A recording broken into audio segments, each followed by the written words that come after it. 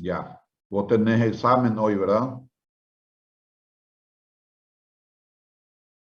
No sé, doctor. ¿O cuál de las María Eugenia, doctor? Ah, me equivoqué, parece.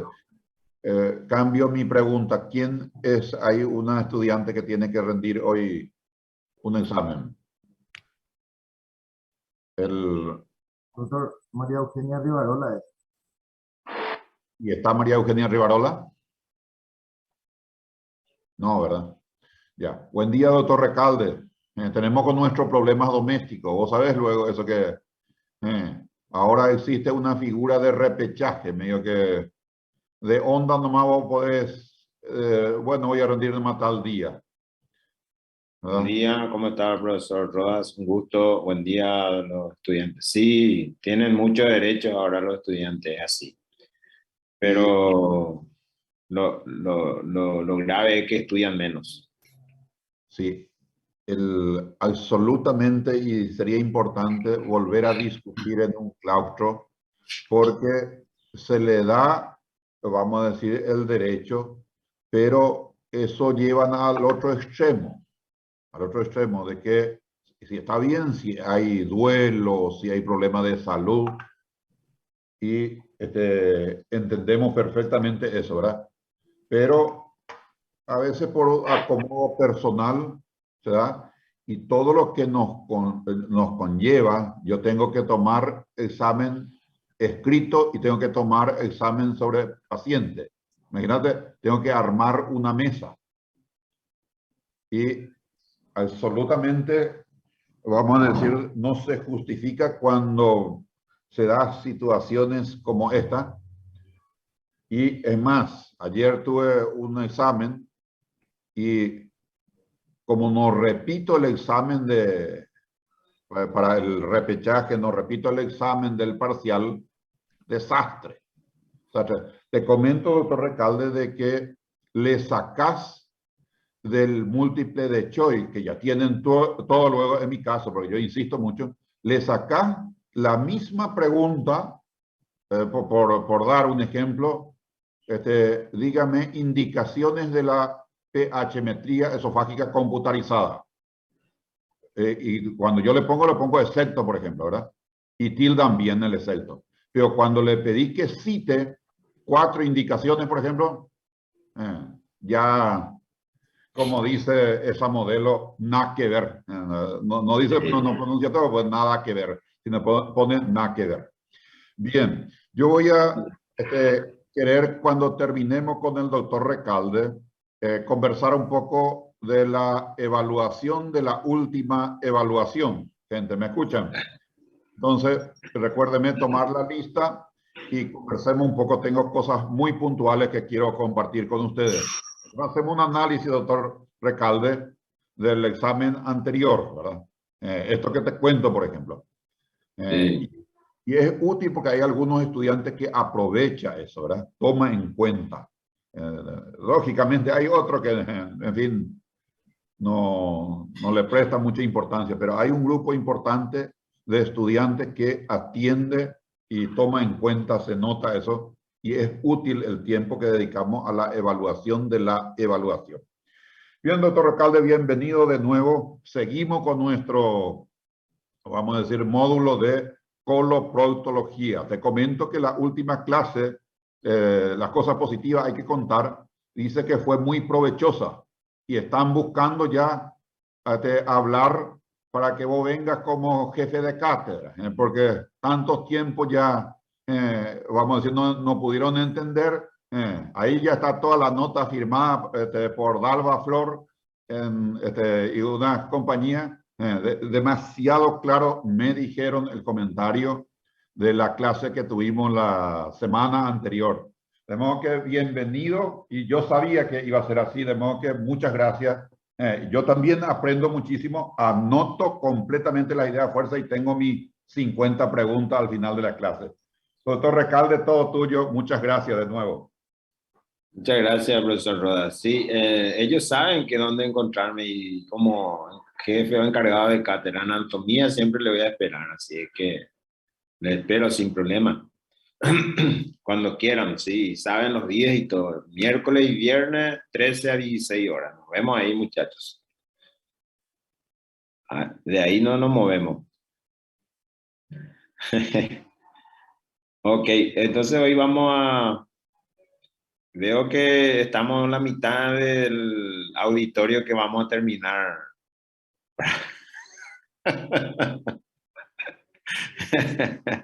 No, doctor Recalde, déjame contarte que estamos 34 almas vivientes en este momento, son 32 estudiantes, entonces eso solamente Alcide Recalde puede convocar. Sí. Yo a esta hora habitualmente trabajo con representantes, es decir, creo que le llaman delegados de grupo, no sé cómo se llama, pero más o menos con ellos suelo debatir a esta hora, sí. Perfecto. Y bueno, voy a compartir pantalla y comenzamos. Vamos a hablar sobre el megacolon. Dun, dun.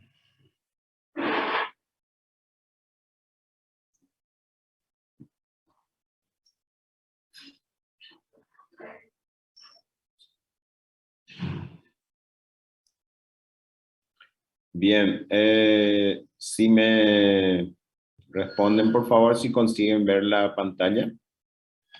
Sí, doctor. Excelente. Bien, vamos a comenzar hablando sobre esta patología que fue muy endémica en América y que gracias a una campaña que comenzó en el año 1999 hasta el 2009, logró un descenso importante de casos. Vamos a mencionar después eso, cómo se logró. El megacolon chagásico es una enfermedad producida por un protozoario. No es una bacteria, no es un virus, un protozoario. Un protozoario denominado Trypanosoma cruzi. Y este Trypanosoma cruzi tiene como un vector muy importante que se llama Triatoma infestan o vinchuca. Y tenemos no sé si algunos llegaron a ver alguna vez la vinchuca. Yo creo que actualmente está en franca disminución en la región oriental sobre todo. Pero antes,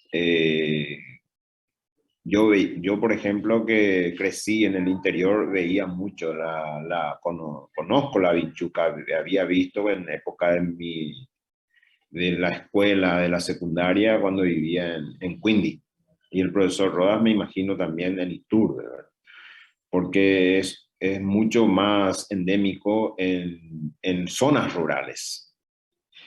Entonces, esta enfermedad o este protozoario tiene reservorios, múltiples reservorios de animales mamíferos, selváticos, domésticos, y se puede transmitir de varias maneras. Una de ellas es la transmisión vectorial a través del vector que es el Triatoma infestan o vinchuca o Shishanwasu en guaraní. Hay que saber eso también el nombre, Shishanwasu o vinchuca. Otra forma de transmisión es a través de la vía transplacentaria, es decir, una madre con serología positiva para el Trypanosoma cruzi, que es el protozoario, puede transmitir a través de la placenta al feto, y el recién nacido puede nacer con enfermedad de Chagas. Otra forma de transmisión es a través de la transfusión sanguínea, por supuesto, sangre contaminada con el protozoario que recibe transfusión de sangre, entonces también se puede contagiar de esa manera. Y otra es manipulando en laboratorio, y entonces son accidentes laborales que son mucho más raros. Esta patología tiene 3 fases, una fase aguda, una fase indeterminada y una fase crónica. En la fase aguda se produce lo que se llama el chagoma de inoculación cuando la enfermedad es transmitida por el vector. Este vector pica o produce un pinchazo a nivel de la piel y normalmente defeca. Al defecar, en sus heces están los protozoarios. Como produce cierto prurito, eso uno rasca y al rascarse puede penetrar el protozoario a través de la piel. Pero existen situaciones en las cuales este protozoario puede ingresar a través de la esclerótica. En ese caso, se produce lo que se llama el signo de Romaña. El signo de Romaña consiste en una conjuntivitis, en un edema bipalpebral unilateral y una linfadenititis o un ganglio aumentado de tamaño preauricular. Esos son los tres componentes del signo de Romaña. Esto aparece sobre todo en la etapa aguda, y ocurre cuando el protozoario ingresa a través de la esclerótica. Por supuesto, ese chagoma de inoculación es donde se produce el ingreso del protozoario, puede producir en cualquier parte de la piel y en ese caso entonces puede producir solamente un proceso de tumefacción y eritema nada más. En la fase indeterminada, normalmente puede aparecer algo de hepatosplenomegalia, puede aparecer un poco de fiebre, un poco de astenia, pero viene después la fase crónica, que normalmente aparece después de los 10 años. En la fase crónica, ahí aparecen las manifestaciones de esta enfermedad, y son 3 generalmente los órganos más frecuentemente afectados. Por supuesto, puede afectar todos los órganos en general, pero los más frecuentemente afectados son el esófago, y en ese caso puede producir un megaesófago. El colon, en ese caso produce el megacolon, y puede afectar también el corazón, y en ese caso produce una cardiopatía chagásica. Entonces, se ha visto que de los pacientes seropositivos, es decir, infectados con el Trypanosoma cruzi, el 9% de ellos desarrollan megacolon, y el 32%, un tercio prácticamente, desarrolla cardiopatía chagásica, es decir, afecta el corazón. Y un porcentaje intermedio puede afectar el esófago también puede afectar. Entonces son los 3 los órganos más frecuentes afectados.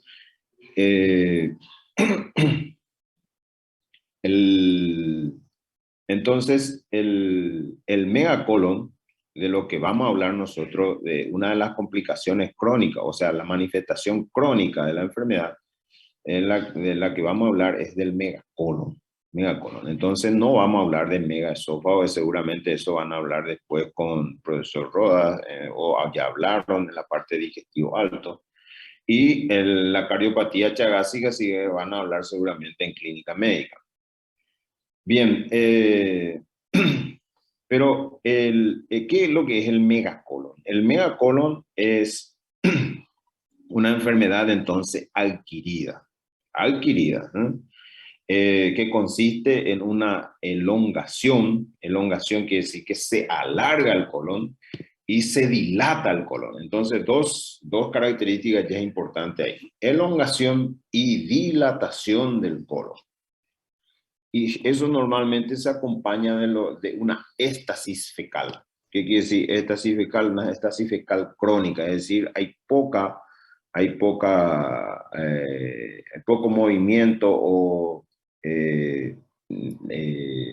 avance de las heces para ser eliminado. Por lo tanto, normalmente el signo clásico de esta patología es el estreñimiento crónico. Por eso la éstasis fecal. Y eso es producido por la destrucción de los plexos. Ustedes habrán estudiado en histología los plexos que tenemos submucosos y a nivel mientérico. La destrucción de esos plexos por la presencia de protozoarios. Normalmente el mecanismo de destrucción de esos plexos no se sabe bien, pero sí lo que se sabe es que se produce en la fase aguda de la enfermedad.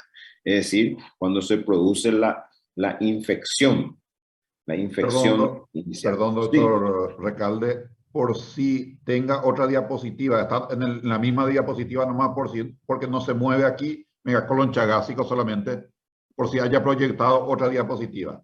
no, todavía no avancé, estamos en la introducción todavía. Ah, ya, bueno, disculpen, disculpen, no, No, no no, hay problema. A ver, acá ahora avanzamos. Acá está.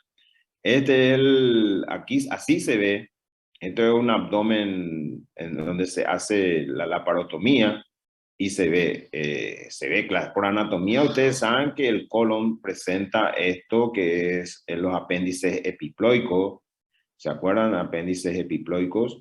Este es la cintilla, las austras, entonces uno puede decir que esto es colon, no puede confundir con intestino delgado. El intestino delgado esto no tiene, por anatomía ustedes saben esa diferencia entre intestino delgado e intestino, el colon, el intestino grueso, ¿verdad? Entonces miren aquí la dilatación importante y la elongación, esto es lo que se ve en el megacolon. Entonces hay una dilatación, elongación del colon y acompañado de éstasis fecal. Y esto se produce a consecuencia entonces de la destrucción de los plexos a nivel de la mucosa y a nivel muscular. Y ya mencioné entonces que el mecanismo exacto no se sabe, pero que se cree que ocurre ya en la fase aguda de la enfermedad. En la fase aguda de la enfermedad.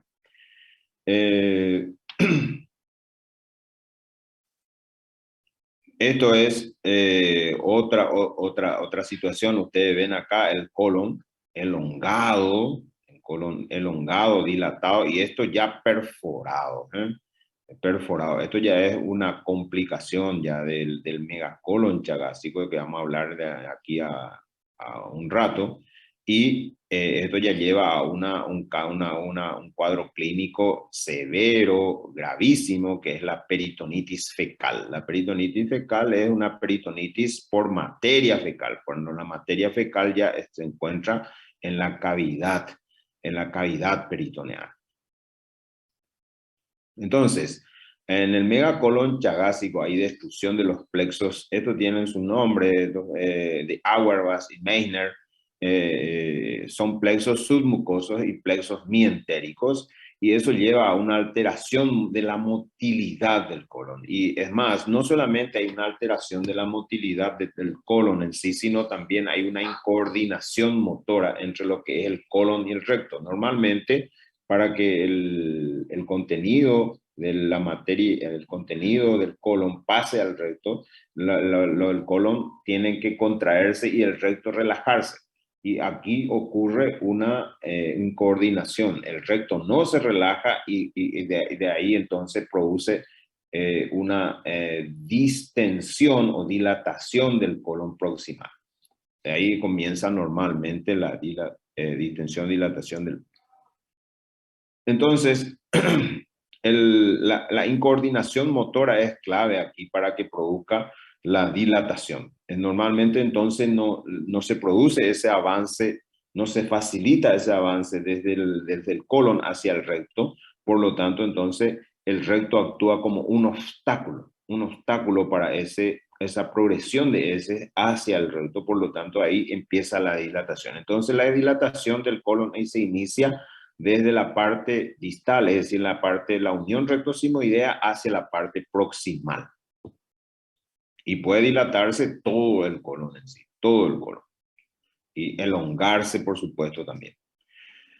Entonces, estos pacientes normalmente, estos son pacientes delgados, es muy patoneumónico, eso es muy clásico de los pacientes, normalmente son pacientes delgados, desnutridos. ¿Por qué? Normalmente estos pacientes no se van de cuerpo, no van con una frecuencia habitual y por lo tanto normalmente tiene una distensión abdominal y eso hace que se acompañe también una sensación de saciedad y no coman.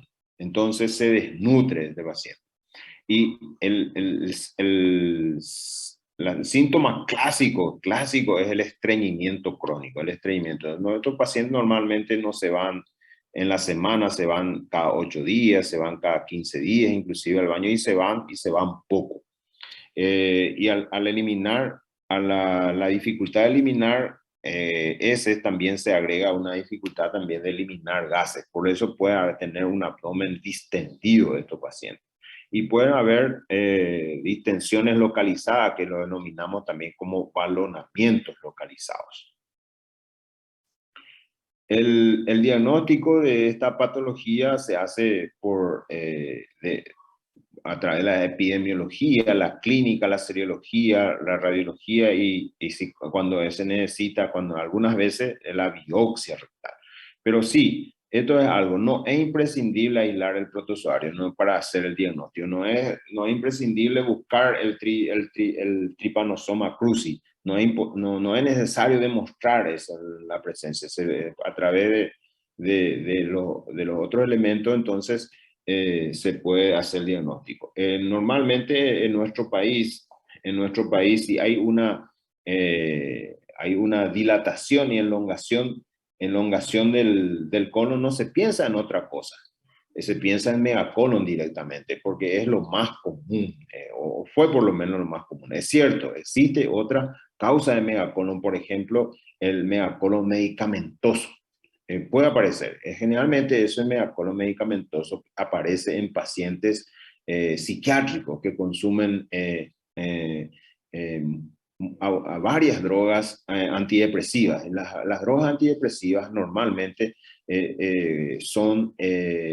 disminuyen la motilidad intestinal. Entonces contribuyen eso para la aparición del megacolon. Pero eso es raro. Lo habitual entonces es que cuando hay dilatación e elongación, pensar en megacolon chagásico. Y la clínica es muy importante. La presencia, el estreñimiento. El estreñimiento crónico no falta ese síntoma, no falta, está siempre presente. Y otra cosa importante es generalmente estos pacientes son pacientes que provienen del interior y que anteriormente, sobre todo, las casas son precarias de estos pacientes.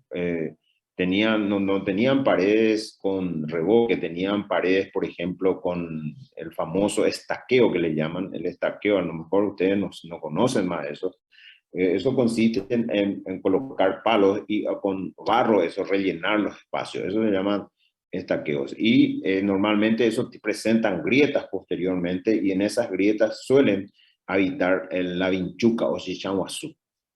Y normalmente estos pacientes conocen la vinchuca y a veces te señalan que fueron picados alguna vez, porque produce una sensación de prurito importante que no pasa desapercibido eso. Entonces normalmente hay antecedentes de eso.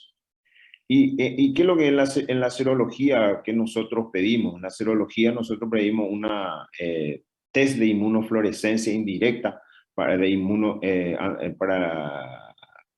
enfermedad de Chagas, tipo inmunoglobulina G. Es decir, la presencia de infección crónica. Inmunofluorescencia indirecta. Es decir, la inmunofluorescencia indirecta viene positiva, entonces uno ya no busca, y con la epidemiología, la clínica, y apoyada por la radiología, en la cual podamos ver colon dilatado y distendido, ya está hecho el diagnóstico.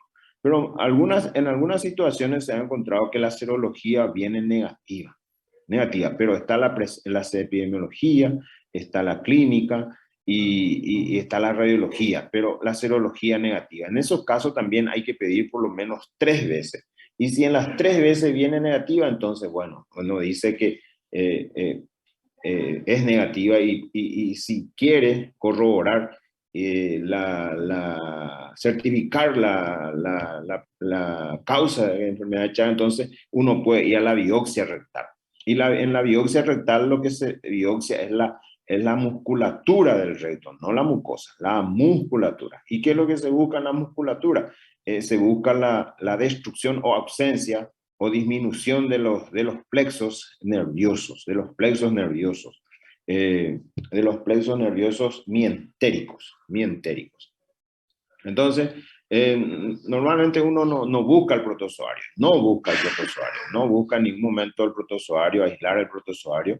Existe método para demostrar presencia, pero no, es muy engorroso, pero normalmente no busca. Entonces, con estos datos uno ya puede hacer el diagnóstico. Por suerte, esta enfermedad, como le decía, cada vez va en frecuencia, va en descenso, vamos a decir. Se ve menos enfermedad de Chagas en los consultorios, se ven menos sus complicaciones en las urgencias, que vamos a hablar enseguida. ¿Por qué? Porque hay iniciativas, esto le comento nada más, hay iniciativas intergubernamentales para el control de la enfermedad de Chagas y liderado por la OPS, se realizó un programa para el control de la transmisión vectorial, una vigilancia de la enfermedad de Chagas. Y eso comenzó en 1999 y duró hasta el 2009, duró 10 años. ¿Y qué buscaron con ese programa? Buscaron mejorar la cobertura en el banco de sangre, por ejemplo. ¿Qué es lo que mejoraba en el banco de sangre? Que toda la sangre que se reciban de los donantes sean examinados y buscar la serología para la enfermedad de Chagas. Entonces, y se ha encontrado que 3% o 3.5% de los donantes tenían positividad para la enfermedad de Chagas. Y otro aspecto que tuvieron en cuenta es que en las embarazadas, en su control prenatal, en forma rutinaria y sistemática, se realicen también pruebas para detección de enfermedad de Chagas, es decir, inmunofluorescencia indirecta a todas las embarazadas. Y se ha encontrado también un porcentaje similar, de 3 a 3.5% de los pacientes embarazados, de las pacientes embarazadas, presentaban también seropositividad para la enfermedad de Chagas, es decir, para el Trypanosoma cruzi. Entonces, de esas dos maneras, entonces, lograron disminuir y de una manera importantísima la frecuencia de enfermedad de Chagas. Que todos los bancos de sangre realicen en forma rutinaria, exhaustiva, buscando enfermedad de Chagas. Por supuesto, hay otras pruebas que se hacen, pero la enfermedad de Chagas es una de las pruebas que normalmente se hace a toda la sangre que se dona, y justamente para detectar eso, Y por supuesto, aquel que tiene Chagas positivo se desecha, ya no se transfunde, y por lo tanto se evita de esa manera una forma importante de contagio. Y otra forma es entonces en las embarazadas. ¿Por qué? Porque normalmente puede producirse una transmisión vertical. ¿Vertical qué quiere decir? De madre a hijo a través de la vía transplacentaria. Entonces, a todos los hijos que nacen de madre seropositivo también se le hace el test de inmunofluorescencia, y si sale positivo se le trata, y se le trata hasta 1 año, y eso en 100% de los casos se cura. Por lo tanto, la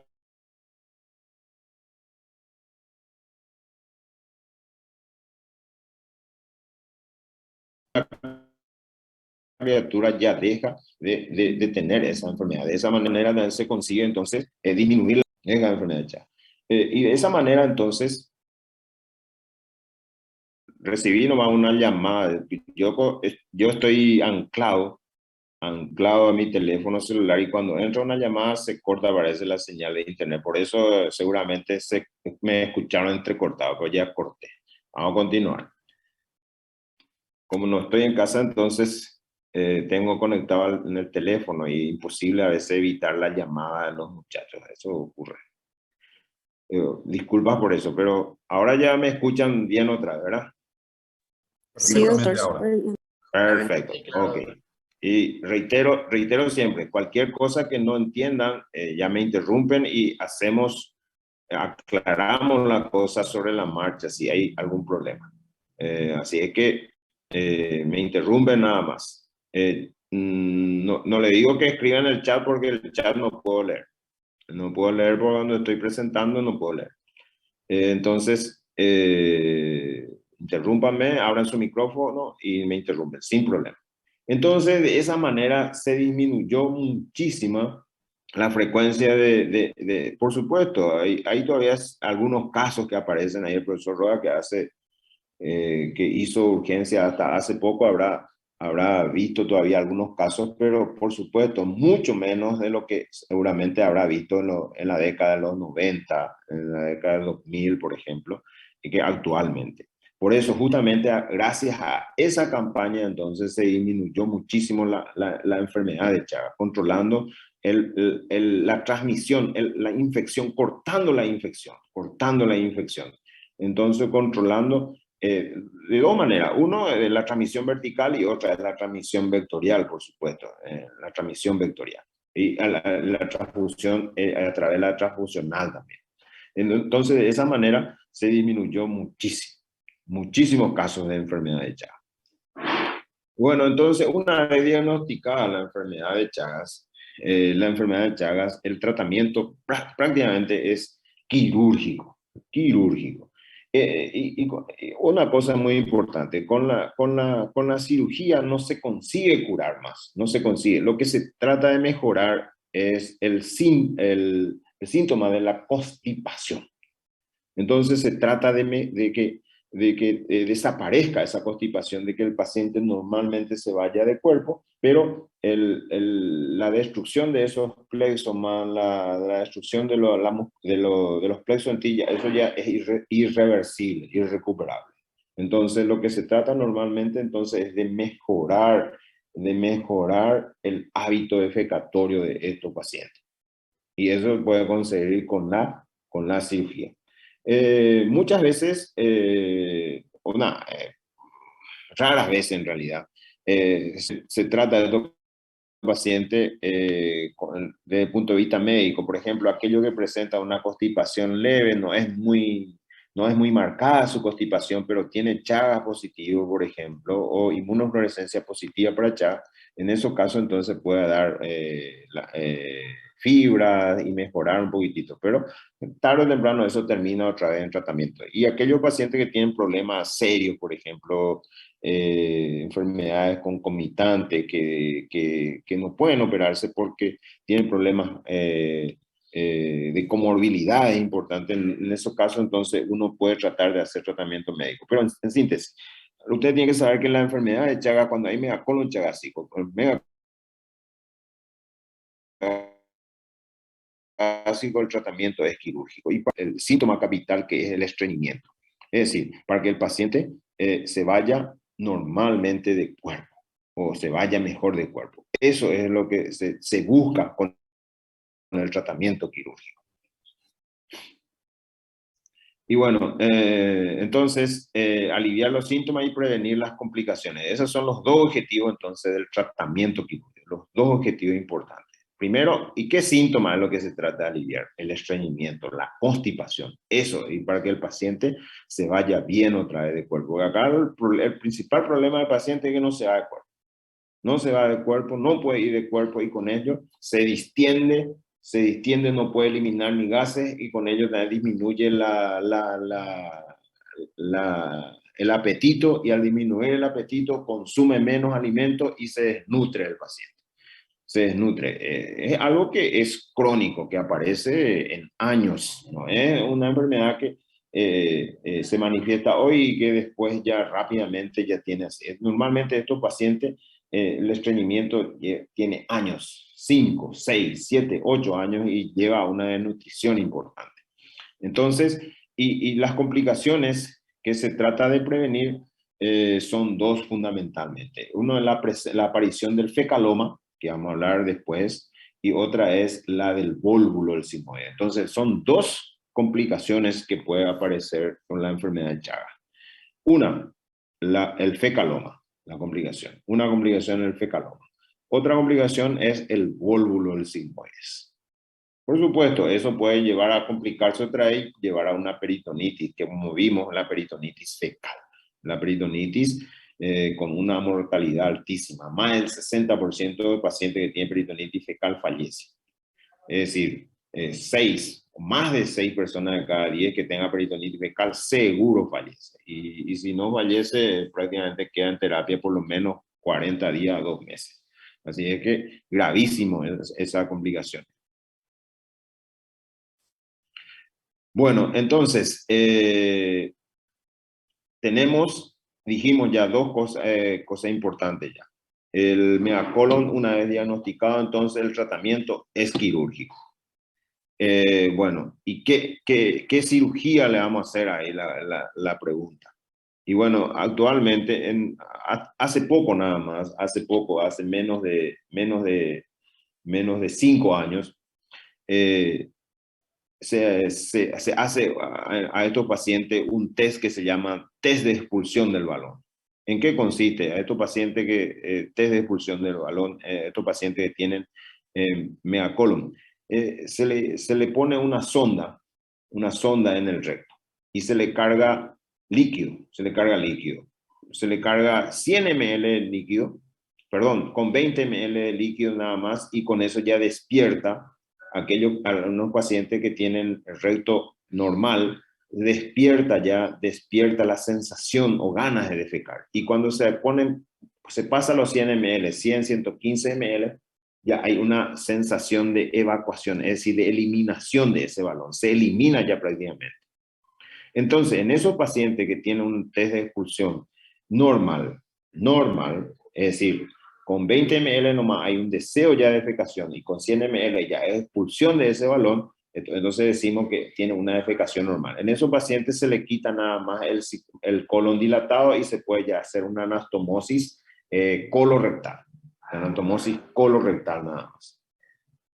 ¿Qué ocurre en los pacientes que tienen, por ejemplo, un recto dilatado, un recto enfermo? En esos pacientes se puede inyectar un balón, se puede cargar con 400 ml. Y ni aún ahí no hay todavía ganas o sensación de defecar. Y menos todavía se expulsa el balón.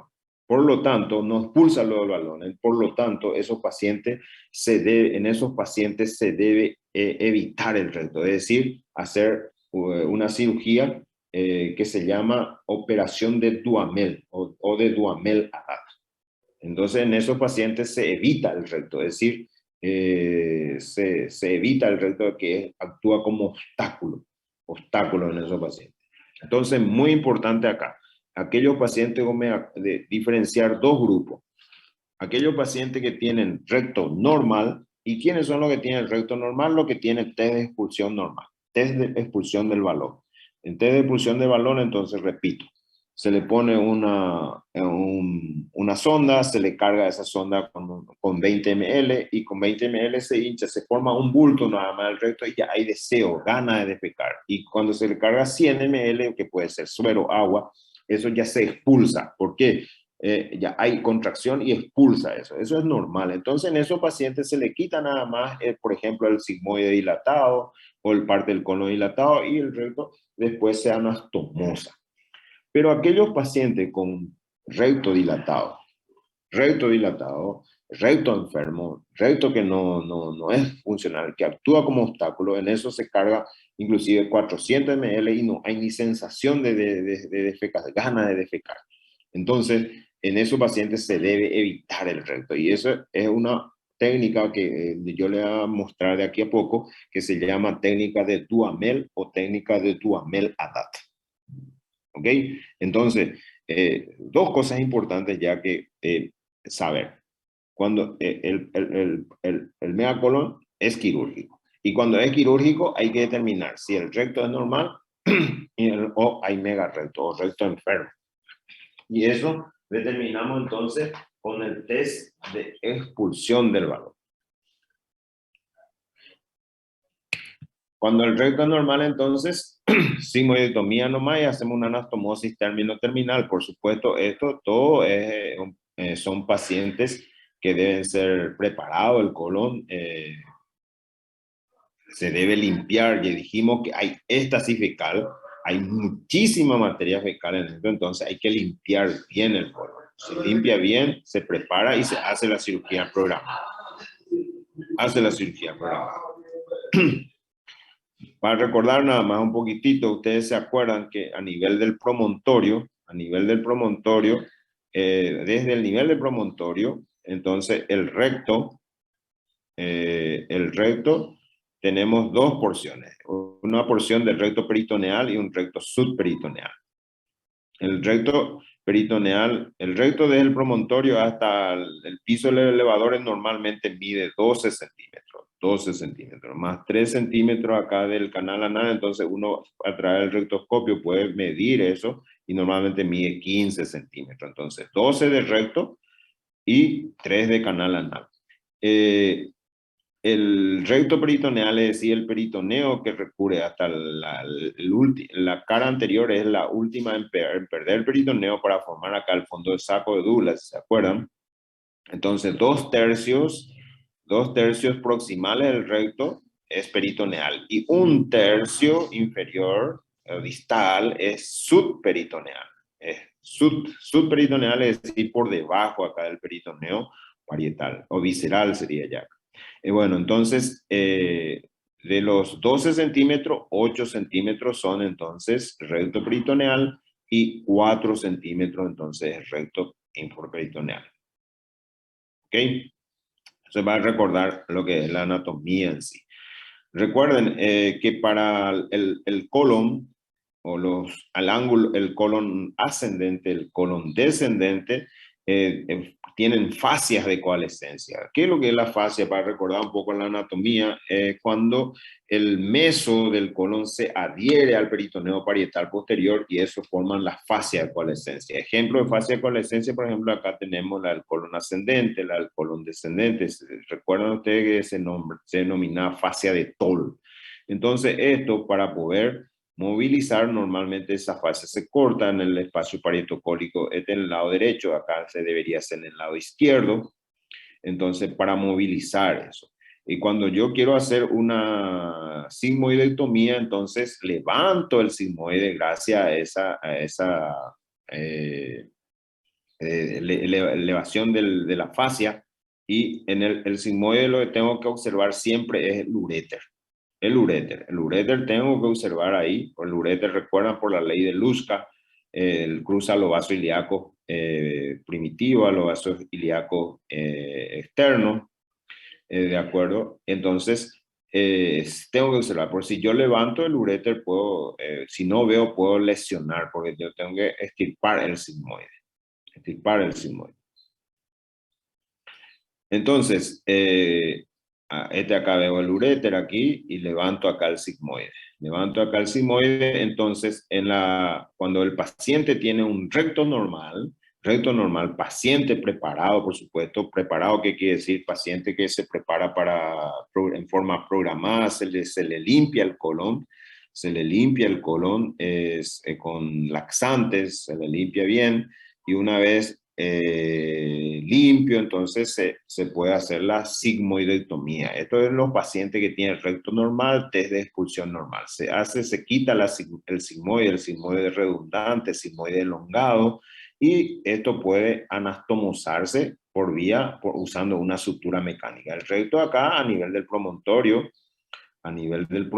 se secciona, el sigmoide se retira y la parte distal entonces puede anastomosar usando una sutura mecánica circular. Claro, esto también se puede usar, se puede suturar en forma manual. Claro que sí, en forma manual se hace con hilos y se sutura. Entonces, de dos maneras se puede hacer, ya que actualmente se tiene más posibilidades de conseguir sutura mecánica, hace que se pueda hacer con esta suturadora y hace que sea más rápida el procedimiento, pero el resultado es prácticamente lo mismo. Algunas veces cuando se quita el sigmoide y se trata de unir al recto, es necesario descender el ángulo esplénico del colon. Cuando el ángulo esplénico es el ángulo que está por debajo del vaso, del lado izquierdo. Entonces aquí hay un ligamento coloesplénico, colodiafragmático. Esto se desprende, y se desciende el ángulo esplénico para tener más soltura, para tener más libertad del colon. Cuando se quita el sigmoide. Entonces, para que no haya tensión, que la anastomosis tiene que quedar sin tensión. Entonces, algunas veces es necesario y si es necesario se desciende. Aquí lo que puede a veces ocurrir es que se lesione el vaso y producir sangrado, por eso hay que tener mucho cuidado. El vaso es un órgano bastante friable, friable quiere decir que si se manipula un poco mal se puede desgarrar, se puede lesionar y al lesionarse sangra mucho. Eso entonces, y como está ubicado en el hipocondrio izquierdo, bien ahí arriba, entonces hay que tener mucho cuidado. Entonces, se quita el sigmoide y se puede hacer la anastomosis. Aquí está el muñón rectal, acá está el colon descendente, ya sería porque el sigmoide se retiró y se puede anastomosar. Entonces, el paciente con colon normal, con recto normal, si te de expulsión, se hace la sigmoidectomía. Y la sigmoidectomía en forma programada, con preparación colónica, entonces se hace una anastomosis colorectal. Anastomosis colorectal que se puede hacer de dos maneras, si se puede hacer usando una suturadora mecánica circular o usando suturas manuales. Normalmente una vez que se termina la anastomosis se instila agua aquí, agua a nivel de la pelvis y se hace lo que se llama en la prueba del gomero. Ustedes si por ahí alguna vez se fueron con un neumático pinchado al gomero, normalmente se pone, primero luego se infla la goma, se pone en el agua y si hay escape de gas produce burbuja y es la misma base. Entonces acá se pone, se inyecta o se instila agua en la cavidad pélvica. Se cierra normalmente con una pinza acá la parte proximal y a través de una sonda o del rectoscopio, entonces se insufla aire. Y normalmente no debe haber burbujeo. Si hay burbujeo, entonces se trata de reforzar, hay pérdida de gas. Y cuando hay pérdida de gas puede filtrar la anastomosis. La anastomosis, una de las complicaciones es la filtración que es muy, muy importante y puede ser grave eso. Entonces se trata eso de evitar haciendo la prueba del gomero. Eso es para ver si la anastomosis está bien hecha. Y si hay pérdida o fuga, entonces se refuerza, se busca de la zona donde hay pérdida y se refuerza esa anastomosis o se pone otros puntos para reforzar hasta que no haya más pérdida. Eso es muy importante, la prueba del gomero para la anastomosis, buscando filtración, es decir, pérdida de gas. Entonces, ese es por un lado el tratamiento del megacolon en forma programada. No estamos hablando todavía de la complicación. ¿Sí? Es un paciente sin complicaciones que se diagnosticó y con recto normal. Ahora vamos a pasar la que tiene recto enfermo, recto dilatado, con test de expulsión anormal. ¿Okay? En ello entonces se hace otra operación. No es más sigmoidectomía. Aquí se hace la operación de Duhamel o de Duhamel-Haddad. Dos variantes hay, de Duhamel o de Duhamel-Haddad. Ya le voy a ir explicando en qué consiste uno y el otro. Eso es muy importante. Entonces, para fijar nada más, paciente con megacolon chagásico, sin complicaciones, que se va a operar en forma programada, se le prepara el colon y que tiene un recto normal, con test de expulsión normal, entonces se hace sigmoidectomía. ¿Okay? Ahora vamos a pasar al otro grupo de pacientes que tiene mega recto, es decir, recto dilatado, recto enfermo y recto con test de expulsión alterado, que no expulsa el balón. Entonces, en esta usamos la operación de Duhamel o de Duhamel-Haddad. Hay dos variantes que ya le voy a... entonces, normalmente en esta cirugía se quita el segmento dilatado, que suele ser el sigmoide, pero aquí ya se hace una disección. Esto es algo importante. Se diseca el espacio retrorectal, es decir, entre el recto y el sacro se crea un túnel. Se crea un túnel ahí. ¿Para qué? Para descender por ahí el colon proximal. El colon descendente en ese caso se tiene que descender por ahí. Se cierra el muñón rectal, se cierra el muñón rectal, eso se cierra por debajo siempre del promontorio, para que no quede demasiado recto. Entonces se desciende ese colon por el túnel retrorrectal, es decir, por ese espacio que se disecó, y uno puede exteriorizar ese colon a través del ano. Entonces se hace lo que se llama la operación de Duhamel-Haddad. Se hace una colostomía perineal. O en otras situaciones no se exterioriza ese colon por el ano, sino si se anastomosa en forma directa utilizando suturadoras mecánicas. En ese caso es la operación de Duhamel nada más, se llama. Duhamel nada más. Ya le voy a ir explicando ahora, porque esto crea un poco, yo sé que es nuevo para usted y va a crear un poco de confusión.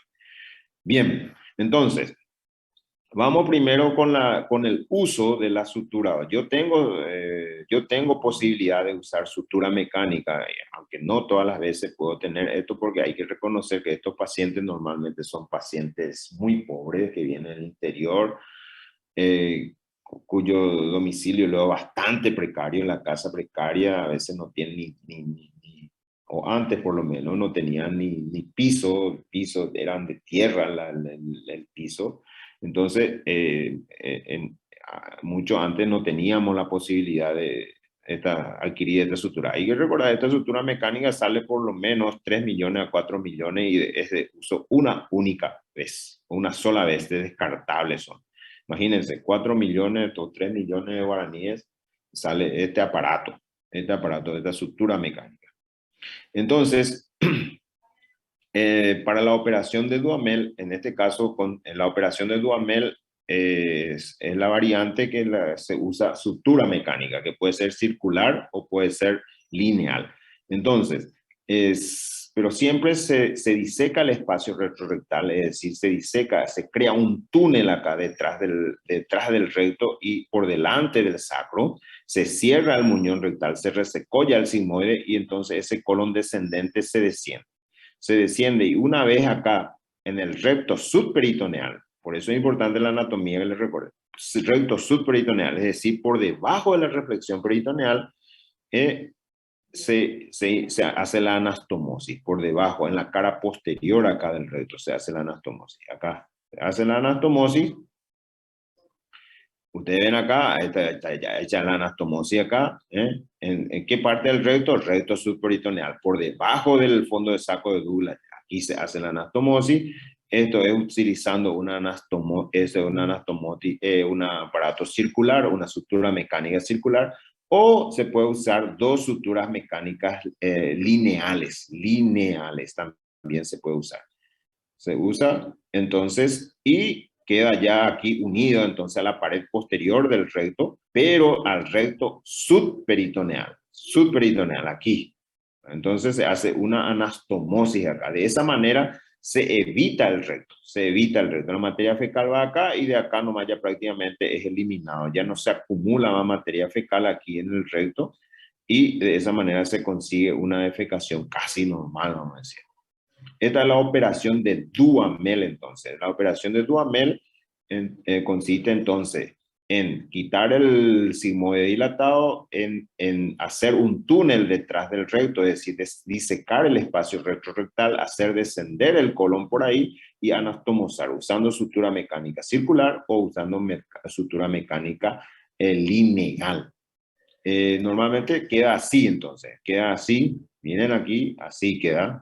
Este es el recto cerrado aquí y el colon descendido. El colon descendido que se anastomosa a la cara posterior acá del recto subperitoneal. Entonces, esta es entonces la operación de Duhamel. Bueno, está la otra que es la Duhamel-Haddad. Esta Duhamel-Haddad se hacía sobre todo cuando nosotros no teníamos posibilidad de conseguir esa sutura mecánica. Si no hay posibilidad de conseguir sutura mecánica, entonces hacemos la operación de Duhamel-Haddad. ¿Y cuál es la diferencia con la Duhamel nada más? En que en el espacio, en la cara posterior del recto subperitoneal se abre el orificio y a través de ese orificio se exterioriza el colon y se exterioriza acá a través del ano. Y se deja hacia afuera. Se deja hacia afuera por lo menos de 10 a 15 días se deja afuera. Esto es una colostomía perineal. ¿Para qué se deja? Porque ya que no hay anastomosis en forma directa, lo que se busca en esos 10 a 15 días es que ese espacio, el túnel que se creó, que cree unas adherencias ahí, de tal manera de que después a los 15 días esto a nivel de la boca, a nivel de la cara posterior que se abre ahí, se corte este colon que salió afuera, se corte y se cree ya una comunicación entre el recto inferior y el colon. Entonces, esta cirugía tiene dos tiempos. El primer tiempo, entonces se hace la colostomía perineal, es decir, se desciende ese colon, a través de la cara posterior del recto infraperitoneal y se deja afuera así 15 días, 10 a 15 días. Se queda así afuera. Queda afuera y una vez, y el paciente normalmente puede movilizarse, puede comer, puede ir de cuerpo, normalmente eso no hay problema. Y lo que puede ocurrir muchas veces es que esto necrose y se controla eso, tiene que estar siempre rosadito. Y una vez que llega 10 a 15 días, entonces se secciona esto a nivel de la cara posterior del recto, lo redundante, y se elimina. Y ahí ya se queda todo bloqueado, el túnel. Se bloqueó ya por la adherencia, por la fibrosis que se crea ahí. Entonces se adhiere y sí, esto prácticamente no se crea ninguna anastomosis acá. Entonces hay dos tiempos acá en la operación de Duhamel-Haddad. Entonces hay dos tiempos. Acá se crea una colostomía perineal en el primer tiempo y en el segundo tiempo, entonces 10 a 15 días después se secciona esa colostomía. Esto se hacía muchísimo, sobre todo en la época de los 90, en que la sutura mecánica no se disponía, y si se disponía era muy caro. Actualmente hay más posibilidad de conseguir esa sutura y se hace la cirugía en un solo tiempo. Entonces, la diferencia entre la operación de Duhamel y Duhamel-Haddad: en la Duhamel se usa sutura, se hace la anastomosis ya y en un solo tiempo nada más. Se hace ya la anastomosis en la cara posterior. Pero en la Duhamel-Haddad la cirugía se hace en dos tiempos. No se dispone de sutura mecánica, no se tiene la sutura mecánica circular ni lineal, entonces se saca ese colon a través del ano, se exterioriza afuera y es como una colostomía perineal. Y que a los 10 a 15 días eso en el segundo tiempo, es decir, segundo tiempo de la cirugía, porque se hace otra vez con anestesia raquídea, se mete otra vez en quirófano, entonces se hace el segundo tiempo de la cirugía. La operación de Duhamel-Haddad tiene dos tiempos. Por supuesto, crea la incomodidad de tener el colon ahí esterilizado en el periné, que crea siempre humedad ahí, humedad. Y es un poco incómodo para el paciente. Es incómodo. Bien, entonces, acá, para repasar nada más, la operación de Duhamel, entonces, la operación de Duhamel, la técnica es la misma prácticamente en ambos casos. Duhamel y Duhamel-Haddad se labra un túnel retrorectal presacro, y se hace solamente en la Duhamel se usa la anastomosis en forma directa ya a la cara posterior del recto subperitoneal, utilizando sutura mecánica circular o sutura mecánica lineal. Sin embargo, en la operación de Duhamel-Haddad no se dispone de esta sutura mecánica, no se puede hacer anastomosis ahí a ese nivel manualmente, por supuesto, no se puede. Entonces se exterioriza el colon.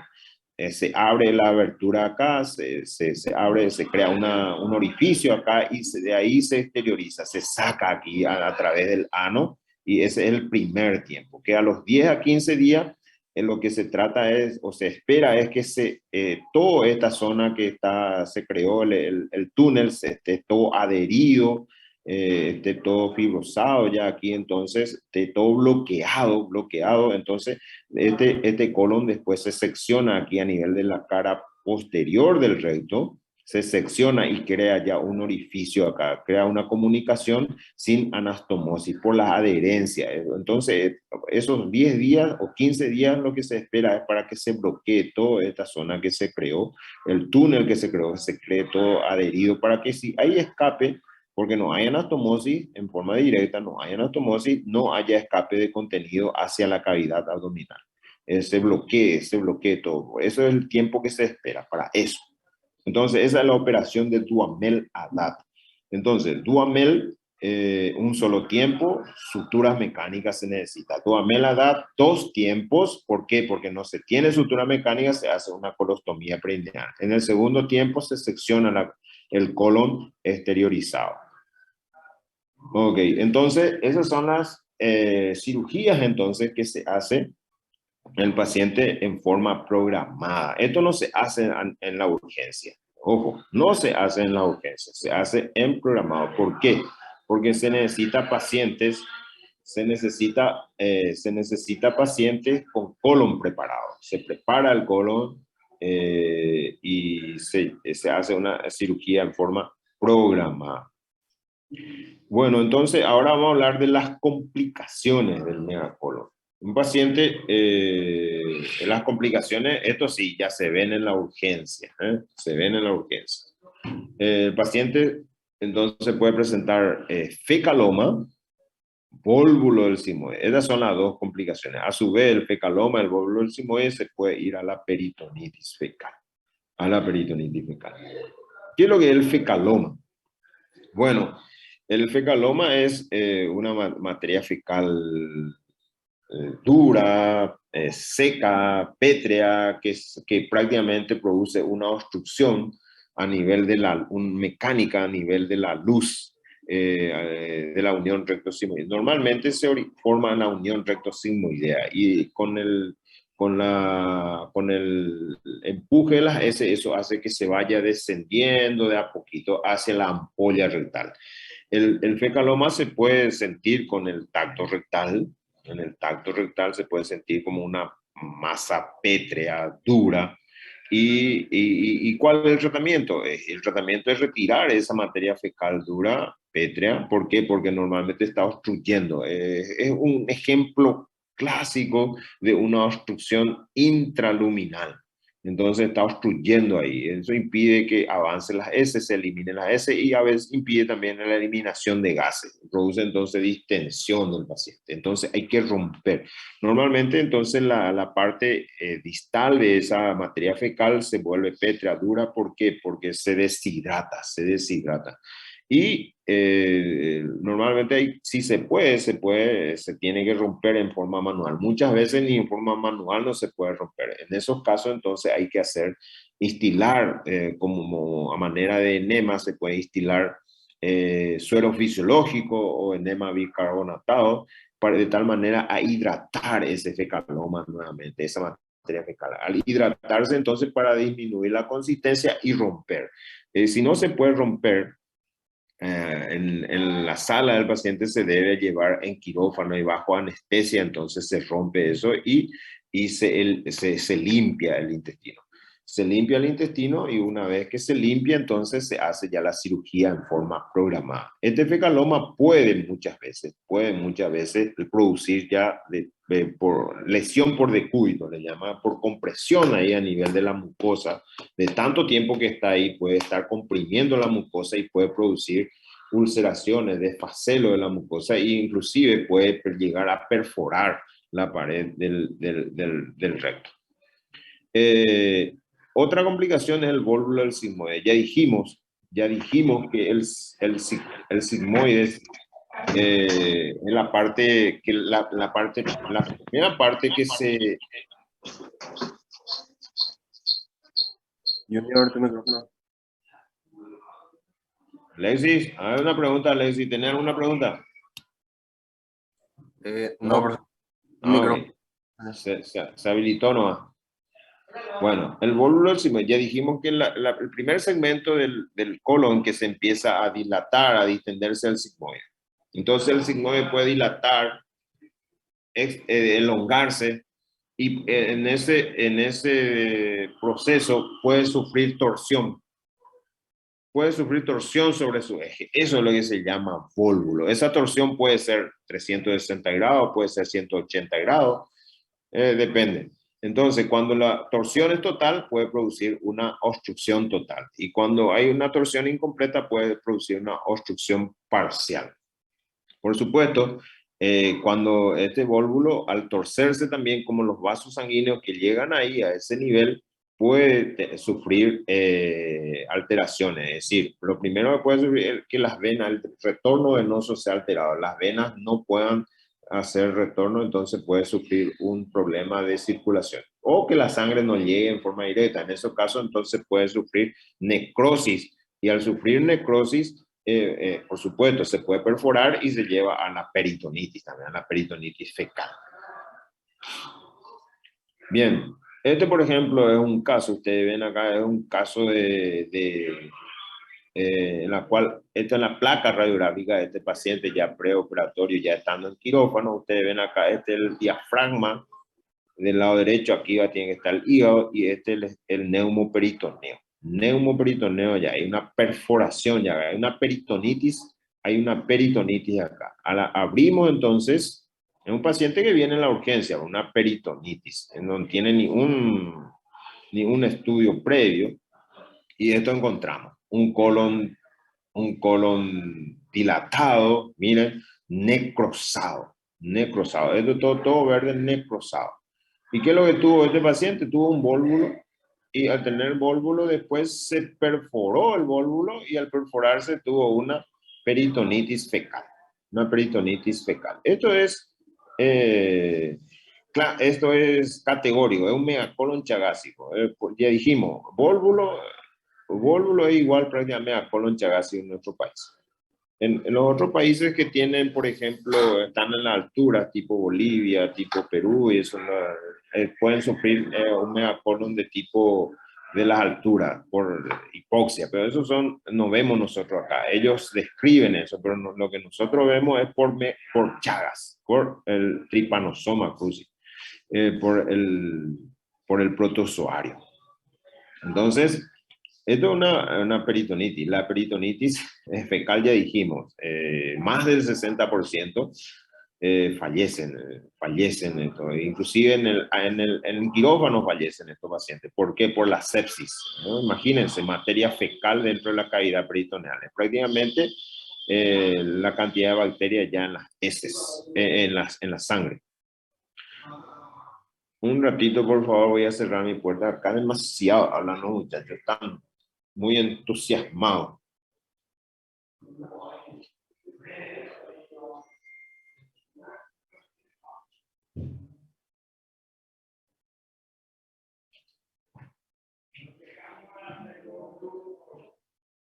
Bien, continuamos entonces. Bien, en estos pacientes entonces, cuando hay una peritonitis fecal, por supuesto, se debe retirar el órgano afectado, en este caso puede ser el sigmoide, y se debe lavar la cavidad peritoneal, se debe lavar hasta que el líquido, el suero, esté claro, no esté manchado ni enturbiado por el contenido de la cavidad, pues ya sea pus o ya sea materia fecal. Y como normalmente en la peritonitis fecal se necesitan nuevamente lavados posteriores que se debe hacer según necesidad, entonces se deja el abdomen abierto. Entonces, en paciente con peritonitis fecal habitualmente se deja el abdomen abierto porque se debe hacer lavado a demanda después. Normalmente con un solo lavado no se consigue un lavado definitivo, es decir, no hay un lavado y se necesita, y se debe ir lavando a demanda. Estos pacientes continúan después con fiebre y hay líquido, como ustedes ven acá. Después esto se cierra, se cubre con le llaman bolsa de Bogotá. Lo que se utiliza normalmente es un colector, con una bolsa colectora de orina, que normalmente es estéril, y eso se sutura a los bordes de la pared abdominal, a los bordes, aquí se sutura. Entonces se cierra con bolsa de Bogotá. Bolsa Bogotá le llaman ahí porque se describió o se empezó a utilizar en Bogotá, Colombia, sobre todo en pacientes con trauma, ¿verdad? Entonces, abdomen abierto, y esto después se cubre todo con compresa. ¿Y para qué es entonces? ¿Para qué lo que se deja el abdomen abierto? Para lavado a demanda posteriormente, para no estar abriendo y cerrando, abriendo y cerrando. Entonces, se deja ya abierto, y eso se llama laparostomía.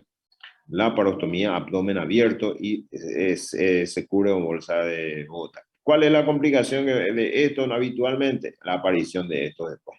Fístulas intestinales. Ahí sí que se complicó la cosa. Fístulas intestinales. El intestino delgado empieza ya a erosionarse y a aparecer ya las secreciones aquí. Esto ya es otra patología, más otra vez complicada. Entonces, una de las complicaciones del abdomen abierto, entonces, es la aparición de fístulas intestinales. Fístulas intestinales generalmente alto débito, es decir, el intestino delgado que se abre a nivel de la pared y que empieza a perder contenido.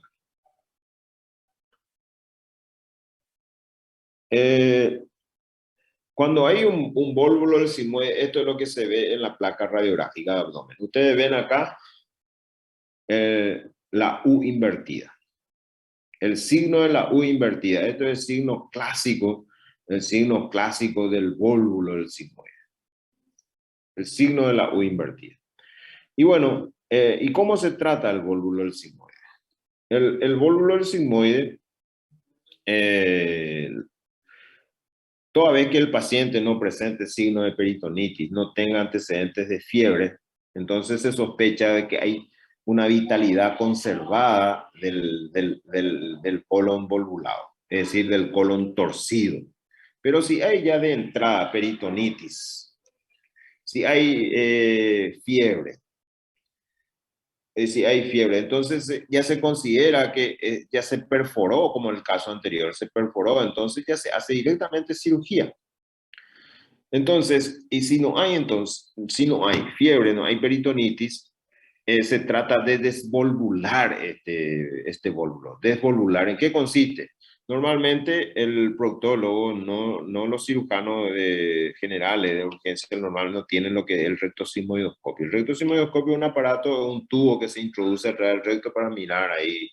Se mira el recto y parte del sigmoide. 30 centímetros tiene. Entonces uno puede usar ese es el estetoscopio del proctólogo, el rectosigmoidoscopio. Entonces se introduce una sonda gruesa, más gruesa la que se utiliza normalmente para el drenaje de tubos pleurales del tórax, por ejemplo. Más gruesa, una sonda rectal preparada especialmente, se introduce a través del rectoscopio y se trata de flanquear la zona de torsión. ¿Y para qué eso se hace? Para descomprimir. Primero para que elimine gas y después si se puede también limpiar el intestino, de tal manera que después se puede hacer la cirugía programada. Por supuesto, una vez que se desvolvula eso, se debe operar al paciente en el mismo acto, en el mismo tiempo de internación. Pues si se va el paciente, se desvolvula y se va a volver volvulado ese paciente y seguramente ya con complicaciones ya después y se va a tener que operar de manera urgente. Y si puede alguna vez ya con peritonitis. Entonces, lo que se trata se trata de desvolvular eso, es decir, descomprimir. Primero que se elimine gas, se eliminen las heces, se trata de limpiar eso y ahí ya retornamos a lo que es tratamiento en forma programada ya de la enfermedad de Chagas. Ahí ya se busca si el recto es normal, el recto está con megarrecto, y después se ve si es un paciente para sigmoidectomía y si se va un paciente para Duhamel o Duhamel adapto. Es lo que ya hablamos. Entonces, lo que se trata es de operar entonces en urgencia. Y muchas veces si no se puede hacer eso, no se puede desvolvular. No se puede desvolvular esto, no se tiene sonda rectal. O si se hace la rectoscopía y se ve ya la mucosa está ya un poco negrita, ya está sufriente, o el paciente ya está con peritonitis, ya está con fiebre, en ese caso entonces no se devolvula y se opera al paciente. Y en ese caso se hace la cirugía de Hartmann. Cirugía de Hartmann. ¿En qué consiste la cirugía de Hartmann? La cirugía de Hartmann consiste en extirpar el sigmoides, extirpar, se cierra el recto, y lo que no se hace es la anastomosis. En estos casos se evita la anastomosis. No se debe hacer una anastomosis. ¿Por qué? Porque el colon normalmente está dilatado, está con mucho contenido fecal, está distendido, entonces hay mucha posibilidad que se filtre esta anastomosis. No se debe hacer, entonces se hace la cirugía de Hartmann. ¿Y qué consiste la cirugía de Hartmann? Retirar el sigmoide, es decir, retirar ese colon dilatado, distendido, y cerrar el muñón rectal y hacer este colon, el cabo proximal, entonces se hace pues una colostomía aquí a nivel de la pared del abdomen, una colostomía. Entonces, cierra el muñón rectal, retirar el sigmoides y colostomía. Eso es cirugía de Hartmann. Eso se debe hacer entonces en un vólvulo del sigmoides, vólvulo del sigmoides ya complicado. Con peritonitis, paciente con fiebre, o haciendo rectoscopía se ve una mucosa ya sufriente, una mucosa ya con signo de isquemia, entonces se debe hacer la operación de Hartmann. Si es un paciente que se puede, no tiene peritonitis, no tiene fiebre, la mucosa está bien, se puede colocar sonda rectal, se vacía, entonces esos pacientes se trata de operar en forma programada después, en forma programada. Entonces, acá, ojo, en el manejo del vólvulo del sigmoide hay dos caminos importantes. Uno, estos son en urgencia aparecen estos pacientes. Pacientes con vólvulo del sigmoide complicado, es decir, con peritonitis, con fiebre, no se puede desvolvular porque no se tiene una sonda rectal. Entonces se opera al paciente y se hace la cirugía de Hartmann. No se hace anastomosis. ¿Y en qué consiste la cirugía de Hartmann? Cierra el muñón rectal, se retira el sigmoide y colostomía. Se cierra el abdomen, ¿verdad? Y a aquellos pacientes con vólvulo del sigmoide complicado, eso ya es con peritonitis, con la presencia de fiebre, no se puede devolvular, entonces se hace la cirugía de Hartmann. Ya mencioné eso. Y aquellos pacientes que se no tienen complicaciones, entonces se hace la sonda rectal si se puede y se descomprime y se prepara al paciente para una forma programada. Bueno, esto es la época que operamos y veíamos más casos de megacolon. Actualmente hay cada vez menos. En el 1998 a 2003, yo terminé la residencia en el 2000. Esta es la época de los R2, R3 y después ya terminada la residencia, operamos 14 pacientes con megacolon, de los cuales lo que hacíamos era Duhamel-Haddad. ¿Y qué era Duhamel-Haddad? La colostomía, operábamos en dos tiempos. Colostomía perineal el primer tiempo y en el segundo tiempo se retiraba esa colostomía, es decir, se extirpaba el colon que se esterilizaba por el ano. 14 operamos. Después del 2003 a 2008 acá, 3 nomás ya, disminuyó ya el número de casos, disminuyó. Y cada vez se ve menos. Después, esto es para mostrarle nada más que los casos de megacolon cada vez se ven menos. ¿Y a qué se debe? ¿A qué se debe? Gracias al control de la transmisión. Se evita menos transmisión de la enfermedad, mejorando la vivienda de los pacientes primero, cada vez menos vinchuca, por supuesto, siempre hay en el interior, pero controlando sobre todo la sangre que se va a transfundir en los pacientes. Sangre que se va a transfundir. Entonces, de esa manera se evita la transmisión transfusional. Controlando a las embarazadas de forma rutinaria, sistemática, enfermedad de Chagas. Entonces, su hijo, si sale positivo, si le transmitió, hasta 1 año tiene para tratarse y se cura. 100% de los casos ese hijo se cura y no va a tener enfermedad de Chagas, a pesar de que la madre le haya contagiado o transmitida la patología. Entonces, de esa manera se disminuyó la cantidad de casos de megacolon actualmente. Bueno, eso es lo que yo quería transmitirle hoy. No sé si alguna preguntas, algún comentario. Tenemos tiempo. Profe, en la... Adelante, gente. Profe, cuando se hace la cirugía de Dudamel-Adad, viste que se deja exteriorizado el colon. Y en ese periodo que se tiene que controlar para que no se necrosis, ¿en eso se le debe dejar internado al paciente o se realiza de manera ambulatoria? Sí, el paciente se queda internado y se queda internado hasta que se complete el segundo tiempo. Es decir, entre los 10 y 15 días se completa y ahí se controla otra vez si todo va bien, entonces un día más y después al día siguiente se va. Lo que quiero que sepan es que eso se hace por falta de sutura mecánica y también se evita, no hay anastomosis ahí, no se usa ningún punto. Y esos 10 días, 15 días se espera para que se bloquee todo ese túnel que se creó quirúrgicamente, y porque una vez que se secciona eso, prácticamente quedan comunicados y que no haya escape hacia arriba del contenido fecal, que no vaya la cavidad peritoneal. Ese es el tiempo que se espera. Se bloquea todo eso.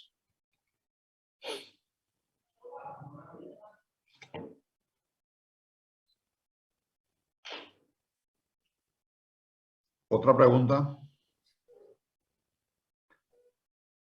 Si me permite, doctor Recalde, comento una situación que se presenta y acá los estudiantes van a tener todavía, si es que se presentan en las urgencias los casos de vólvulo de sigmoide a ciertas horas del día, generalmente de madrugada, viejito, que llegan y que no contamos con coloproctólogo y generalmente el recto sigmoidoscopio guardado bajo llave, porque eso se tiene que conservar habitualmente, se usa de día. Los especialistas coloproctólogos ya no trabajan de noche.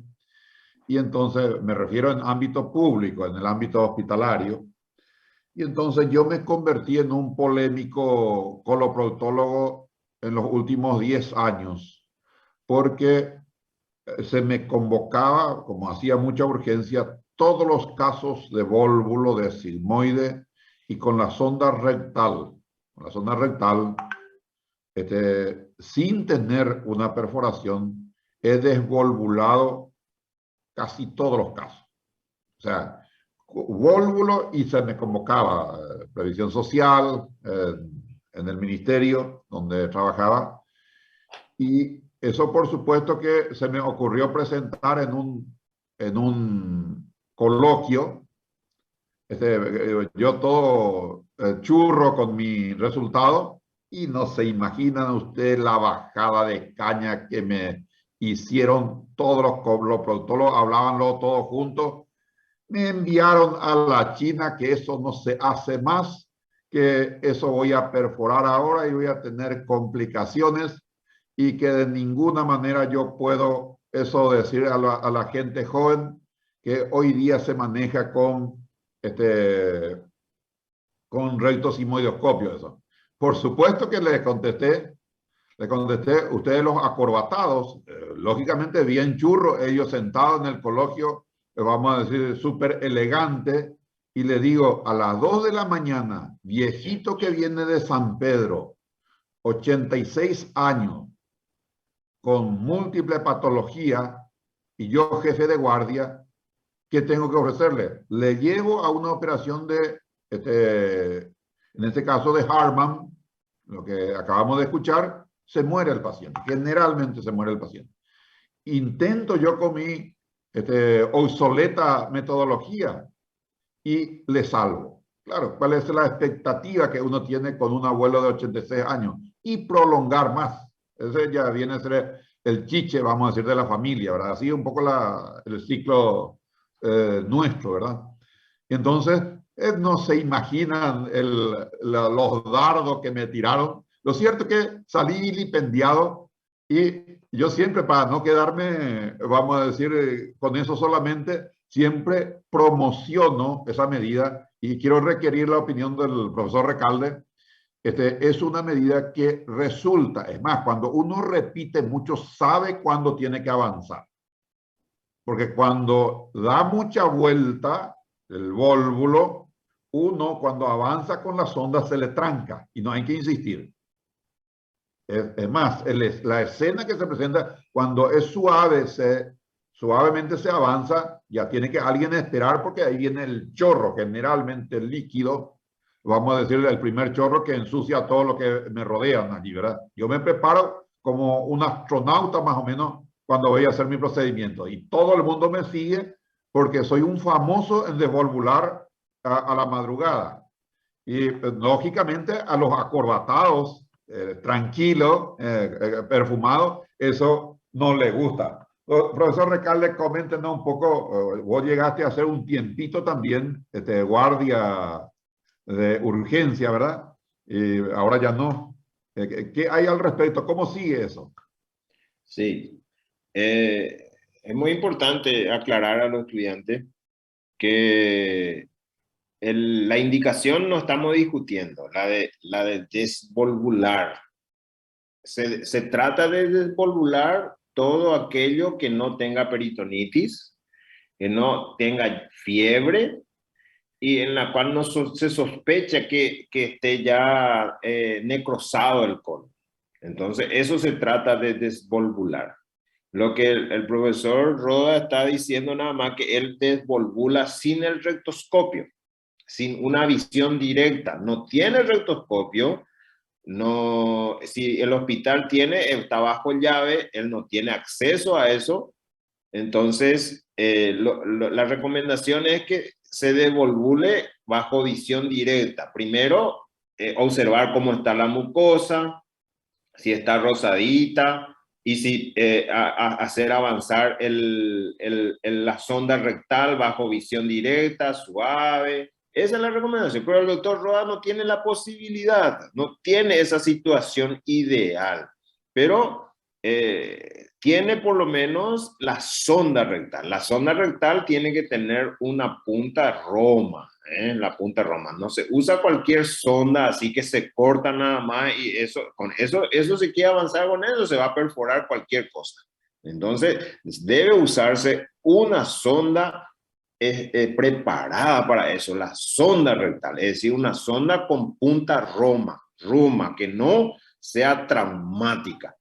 Y por supuesto, él no tiene la posibilidad del rectoscopio, tiene la sonda, lubrica bien, hace con cuidado y soluciona el problema. ¿Qué es el problema? ¿Por qué van a tener que saltar? Es cierto, puede perforarse, pero también bajo visión directa, con el rectoscopio también se puede perforar, claro que sí. Eso es una condición que uno a veces no puede evitar. Claro, puede perforar igual, pero yo creo que la cuestión en sí es tener esa sonda ideal, no meter cualquier sonda. Uno, lubricar bien y ir con cuidado. No se tiene la urgencia que resolver y no se tiene el rectoscopio. Entonces, en nuestro país la situación muchas veces obliga y hay que hacer y se hace lo que se puede en ese horario que usted está mencionando, en hora de madrugada sobre todo. No puede estar esperando que amanezca y que después vengan los muchachos y está bien. Yo estoy de acuerdo. De hecho, si se hace en forma suave, y es cierto, al avanzar el recto, al sortear esa zona de torsión, se produce una explosión así de escape de gas primeramente y sale con un poco de juguito, eso salpica, eso hay que tener mucho cuidado. Yo también llegué a hacer eso en la urgencia Y eso se debe hacer y dejar, otra cosa, se debe dejar esa sonda ahí en el colon. Es decir, se sobrepasa la zona de torsión y se deja ahí, porque se deja ahí, eso ayuda a eliminar gas y también ayuda a ir eliminando ese para ir limpiando, porque si eso se descomprime y se retira, enseguida se volvula otra vez. Se debe dejar eso y se debe fijar eso. Se debe fijar y en lo posible, si el paciente permite en esa misma internación operar eso en forma programada y ya sea haciéndole la sigmoidectomía o la operación de Duhamel ya después. Porque si ese paciente, así como dice el profesor Roda, en la urgencia lo único que se puede ofrecer es la operación de Harman. Y cierto, esos son pacientes normalmente desnutridos, pacientes con múltiples patologías de base y no saber luego si va a salir vivo en una operación. Entonces se trata de hacer, lo que normalmente uno dice es que se trata de resolver la urgencia y la urgencia se debe resolver a veces no en situaciones ideales, se resuelve con lo que se tiene. Esta prueba, profesor Recalde, para confirmar que el megacolon con recto normal, ¿hay algún método de estudio que puede suplir a esa prueba, a ese test que explicaste de inyectar esa cantidad de líquido y si tiene ganas, bueno, es porque todavía, vamos a decir, el recto es normal? ¿Habría o hay algún estudio para ver el estado del recto normal o del recto que ya no responde? Sí, normalmente también en el megacolon suelen pedir, los muchachos suelen pedir, colonoscopía. Suele ser muy engorroso la colonoscopía porque la preparación no suele ser buena, o si no, a veces piden radiografía contrastada de colon. Normalmente también yo no pido porque después el contraste para que se elimine lleva meses, a veces más de 6 meses, un año y eso para que se elimine. Contraste en el colon, normalmente uno no debería de estar operando porque si el contraste después de varios, estamos hablando, eso se filtra en la cavidad peritoneal, es gravísimo. Entonces, se puede ya, de hecho, con una radiografía contrastada demostrar el megarrecto o a veces con una placa también se puede observar ya. Pero lo sencillo es el tema. Yo en realidad no tuve todavía oportunidad de hacer esto porque no veo más pacientes con megacolon. El test de la expulsión del balón en realidad es algo nuevo que ahora se implementó y en realidad no tengo experiencia al respecto. Los estudiantes, ¿alguna pregunta más? Aprovechen para la consulta. Sí, doctor, yo tengo una consulta. Cuando habló de serología, ¿sí podría repetir otra vez cuál es el examen que se pide? IFI, normalmente los muchachos escriben IFI. Es inmunofluorescencia indirecta para Chagas, así se pide. Inmunofluorescencia indirecta. ¿Y hay algún dosaje que se tiene en cuenta? ¿Algún valor o es positivo o negativo nomás ya? Positivo o negativo nomás, claro. Lo que se trata de dosar o se detectar son los anticuerpos y de tipo inmunoglobulina G contra el Trypanosoma cruzi. Eso es lo que se trata de demostrar. Entonces, por eso es indirecta. No es que se demuestra el protozoario, no, se demuestra anticuerpos. Si hay anticuerpos, quiere decir que alguna vez pasó por ahí el protozoario. Genial. Gracias, doctor. Bien, creo que con eso terminamos, profesor Recalde. Muchísimas gracias una vez más. Y para estimularle el día, fíjense el número de participantes. Esto, no me acuerdo del término así teenager que no me viene en este momento, algo así, cuando uno ya degenera, algo así era que utilizan ellos. Esto es para nosotros académicamente muy auspicioso. Con su presencia 41. Ojalá que se grabe esto, y porque yo no tengo tu convocatoria, por eso reflexiono permanentemente. 41 participantes, 2 somos nosotros, los docentes, de modo que 39 de 40 están participando. Muy auspicioso, muchas gracias, muy claro. Yo tengo mi registro propio, porque de repente me dicen, eso no dimos, no tocamos. Entonces yo tengo mis documentos, tengo una carpeta de los invitados, y yo hago mi anotación también de todo lo que dijiste. Me pareció demasiado claro. Empezando, vamos a decir, me gustó mucho cuando mencionaste en el agudo, el Shishanguazú. El Shishanguazú más o menos donde no van a entender, no sé, María José Carvalho y eso que son chuchi acá de los estudiantes, que va a entender de estaqueo, y que el estaqueo se le pone unos barros, y entonces esa es la casa precaria que mencionaste. De modo que está todo anotado aquí, vamos a decir lo que dijiste. Y muchas gracias, profesor Recalde, una contribución importante. Yo procuro de convocarle a Estrella en el curso. Entonces, creo yo que aprovecha más, y la evidencia es la participación. Entonces me pone muy contento también, porque hacer una cosa y no hay respuesta generalmente desmotiva a uno, ¿verdad?